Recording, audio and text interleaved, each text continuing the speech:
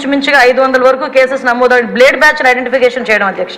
వీళ్ళే కాకుండా మనకి రాజమండ్రి అదేవిధంగా ఎన్టీఆర్ డిస్ట్రిక్ట్లోనే ఎక్కువ ఈ బ్లేడ్ బ్యాచ్ అనేది ఎక్కువగా ఐడెంటిఫికేషన్ అయి ఉంటుంది. వాళ్ళు ఇంచుమించుగా దగ్గర రెండు కలిపి ఈ మొన్న 2019 to 24లో దగ్గర 825 మందిని ఐడెంటిఫికేషన్ చేయడం జరిగింది అధ్యక్ష. ఐడెంటిఫై చేయడం ఒక ఎత్తు అయితే వీళ్ళు నియంత్రించే సిస్టమ్ అయితే పోలీస్ డిపార్ట్మెంట్లో లాస్ట్ 5 సంవత్సరాలు లేదు అధ్యక్ష.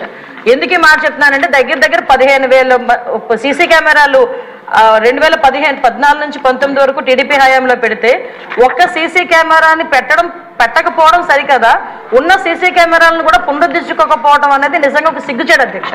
ఎందుకంటే ఎక్కడికి అంటే మీలాంటి వాళ్ళు పెట్టేటప్పుడు సీసీ కెమెరాలు బాగా పనిచేస్తాయి సార్. అప్పుడు తీసేసి వీడియో తీశారు కదా సార్, మిమ్మల్ని చూపించడానికి డైరెక్ట్ వీడియోలో చూపించుకున్నారు. విషయం ఏంటంటే సీసీ కెమెరాలు సీసీ కెమెరాలు పునరుద్ధరించుకోకపోవడం ఒక ఎత్తు అయితే కనీసం మనం ఒక క్రిమినల్ పట్టుకున్న తర్వాత అతని క్రిమినల్ బ్యాక్గ్రౌండ్ మనం చెక్ చేయడానికి automated finger print identification system అని చెప్పి అది కూడా చంద్రబాబు నాయుడు గారి హయాంలో మనం పెట్టడం జరిగింది. దాన్ని కూడా డబ్బులు కట్టగా దాన్ని కూడా కంప్లీట్గా నిర్వీర్యం చేసిన పరిస్థితి అధ్యక్ష.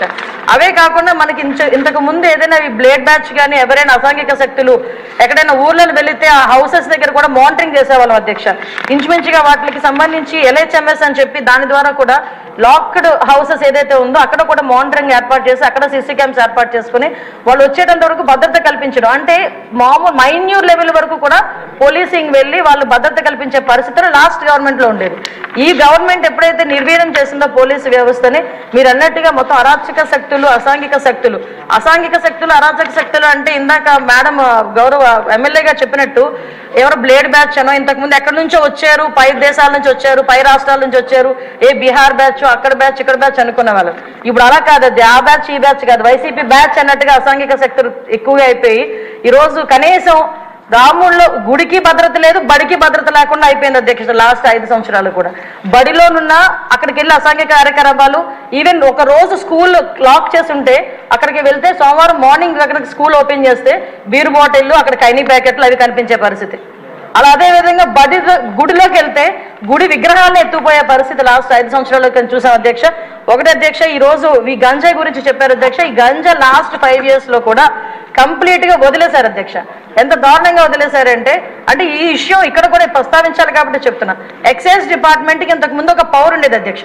గాంజాని డిస్ట్రాయ్ చేయడానికి కానీ గాంజా మొక్కల్ని ధ్వంసం చేయడానికి కాల్చడానికి వాళ్ళకి ఒక సిస్టమ్ ఉండేది అధ్యక్ష. దీన్ని ఎప్పుడైతే సెబ్కి ఇచ్చారో ఈ ఎక్సైజ్ డిపార్ట్మెంట్కి వాళ్ళకి కూడా అటువంటి పరిస్థితి ఏమీ లేదు. ఈ సెబ్ కూడా ఓవరాల్గా ఒక గంజా మీదే కాకుండా ఓవరాల్ మనకి మైన్స్ మీద, శాండ్ మీద, లిక్కర్ మీద వీళ్ళు ప్రత్యేకమైన దృష్టి పెట్టడం, గంజాయిని పక్కన పెట్టడం జరిగింది అధ్యక్ష. దాని పర్యవేక్షణలో భాగంగా గంజాయి అన్నది ఎవరో ఎక్కడో ఈ యూనివర్సిటీ పిల్లలు పెద్ద పిల్లలు తాలూకా పిల్లలు చేస్తారనుకున్నది కాస్త స్కూల్ లెవెల్లో ఈరోజు స్కూల్ బ్యాగ్లో కూడా వెళ్ళిపోయింది అధ్యక్ష గంజాయి ప్యాకెట్.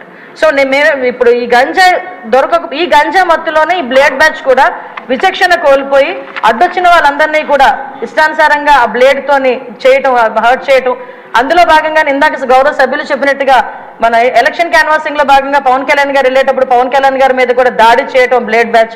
అంటే వాళ్ళకు ఒక విచక్షణ కోల్పోయి ఇలాంటి వాళ్ళని హైయర్ చేసుకుంటారు అధ్యక్ష. కొన్ని రాజకీయ పార్టీలు అసాంఘిక శక్తుల్ని ఇలాంటి వాళ్ళని హైయర్ చేసుకుని గుంపుల్లో పంపించి కూడా ఇలాంటి పనులు కూడా చేస్తున్నారు అధ్యక్ష. వీళ్ళకి గంజాయి దొరకకపోతే వైట్నర్ స్మెల్ గట్టిగా తీసి దాంతో కూడా వాళ్ళు మత్తు తెచ్చుకొని వాళ్ళు ఇలాంటి అసాంఘిక కార్యకలాపాలు, అంటే అసాంఘిక కార్యకలాపాలు ఈజీ మనీ గురించి పిల్లలు పాడైపోతున్నారు, పిల్లలు దానికి అడిక్ట్ అయిపోతున్నారు అన్న విషయం అయితే మా దృష్టికి వచ్చింది అధ్యక్ష. దీని మీద నార్కోటిక్ టాస్క్ ఫోర్స్ మొన్ననే క్యాబినెట్ సబ్ కమిటీ కూడా ఏర్పాటు చేయడం జరిగింది. గాంజా గురించి ఎడ్యుకేషన్ డిపార్ట్మెంట్, మన అదేవిధంగా home department, tribal welfare department, excise department, health డిపార్ట్మెంట్తో కలిపి ఒక సబ్ కమిటీ కూడా ఏర్పాటు చేయడం జరిగింది. నార్కోటిక్ టాస్క్ ఫోర్స్ కూడా ఒక అతి తొందరలో క్యాబినెట్ కూడా ఆమోదం పొందిన తర్వాత narcotic task force with special ఆఫీసర్స్తో కూడా ఏర్పాటు చేయడం జరుగుతుంది.